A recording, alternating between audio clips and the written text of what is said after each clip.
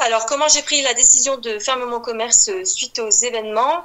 Je l'ai prise déjà très au sérieux parce que je pense que si cette décision est prise au vu des conséquences qui vont être assez dramatiques pour beaucoup de commerçants, j'ai pas trop réfléchi en fait. Je me suis dit que si la mesure était donnée, c'est qu'il fallait la respecter. Et enfin voilà, du samedi soir, quand on a su ça, on a été un peu sous le choc forcément, mais on n'a pas cherché. Enfin, la question ne se posait pas. Alors moi, je suis très active sur les réseaux sociaux, donc forcément, j'ai un lien, Dieu merci, qui continue tous les jours, parce que bon, il n'y a pas que le business, il y a aussi les échanges qu'on peut avoir au quotidien, ne serait-ce que dans le magasin. Enfin voilà, on a vraiment un lien très proche avec mes clientes et même celles qui me commandaient via les réseaux, donc Facebook, Snapchat. Enfin voilà, j'ai pas de site internet, mais on arrivait quand même à pouvoir vendre à distance pour celles qui le souhaitaient.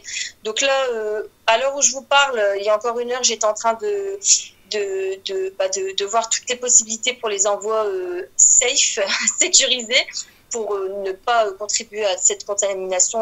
Enfin voilà, le contact, ça, je ne m'y risquerai pas et je ne mettrai pas en danger les collaborateurs qui travaillent à la poste ou autre. Donc, il y a des solutions, mais malheureusement, tout peut changer du jour au lendemain. Donc, il y a le business, certes, parce qu'on a peur forcément pour la pérennité de nos commerces, mais il y a bien plus grave aujourd'hui.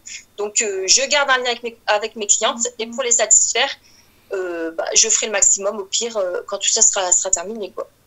Voilà. Donc, concernant les mesures prises par le gouvernement pour les commerçants comme moi, je prends les informations comme elles viennent, tout en restant très lucide sur la situation, et je me dis que tout peut changer du jour au lendemain, voire d'une heure à l'autre. Donc, c'est vrai que j'ai la chance de ne pas avoir trop de salariés, j'en avais 2. Donc, je vais prendre les dispositions pour les préserver au mieux. Le chômage partiel, on y compte évidemment, mais c'est bien, mais on verra pour nous en tant que gérant ce qu'on aura. C'est vrai que c'est pas évident de se projeter, mais on va faire le maximum pour ne pas baisser les bras et toujours garder le positif, quoi. Donc le confinement, forcément, c'est un petit peu brutal. Je m'y attendais pas du tout. C'est ça en fait. Je crois que ça a été, même si on s'y attendait, ça a été un peu brutal. Donc comment je le vis?